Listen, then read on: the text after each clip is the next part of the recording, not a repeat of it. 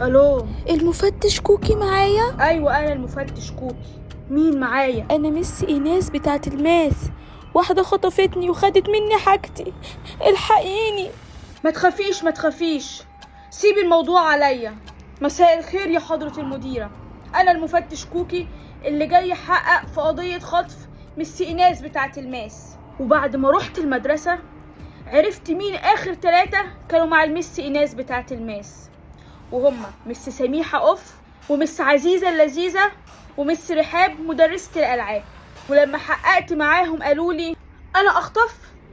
اوف منكم، ازاي تفكروا فيا كده؟ لا لا، كده اوف كتير بجد. انا خلاص هقدم استقالتي، باي باي.